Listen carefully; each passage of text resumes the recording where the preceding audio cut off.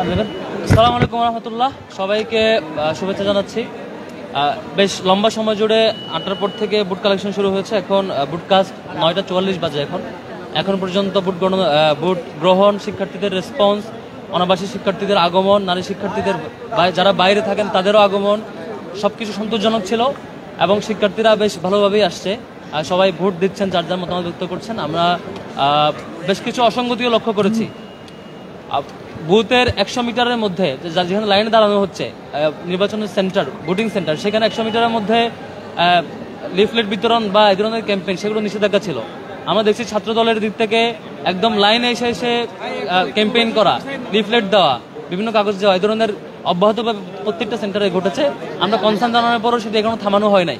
এভাবে এগুলো আচরণবিধির লঙ্ঘন এবং যারা লাইনে দাঁড়াচ্ছে তাদের জন্য একটি বিরক্তির কারণও বটে।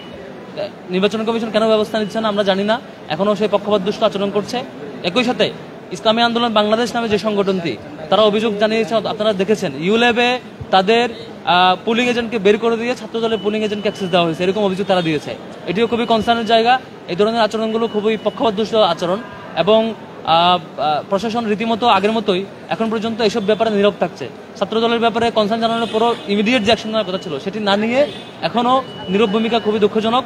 এরপর আমরা ঢাকা বিশ্ববিদ্যালয়ের শিক্ষার্থীদেরকে অনুরোধ করব, এই ডাকসু নির্বাচন আপনাদের জন্য, সকল শিক্ষার্থীর জন্য, যে শিক্ষার্থীরা নিজেদের মতামত ব্যক্ত করতে আসবে।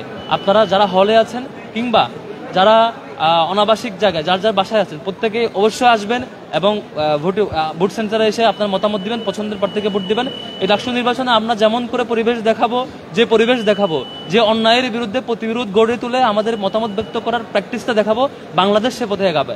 আমরা যদি ভালোভাবে দেখাতে পারি যে গণতান্ত্রিক প্র্যাকটিসটা ঠিকভাবে করা যায়, আমরা যদি দেখাতে পারি যে কোনো অপশক্তি অপতৎপরতাকে রোধ করা যায়, আমরা যদি দেখাতে পারি আমাদের স্বাধীন মতামত ব্যক্ত করে পছন্দের প্রার্থীকে জিতিয়ে নিয়ে আসা যায়, আমরা যদি দেখাতে পারি আমাদের যে প্ল্যানে থাকুক না কেন, যে চক্রে যে প্ল্যানে থাকুক না কেন, আমরা শিক্ষার্থীরা যার যার জায়গা থেকে যার যার অধিকার থেকে প্র্যাকটিস করবে, অন্য কেউ এখানে বাজে প্র্যাকটিস করতে পারবে না, সেটুকু দেখাতে পারলে তবেই বাংলাদেশ সে পথে আগাবে।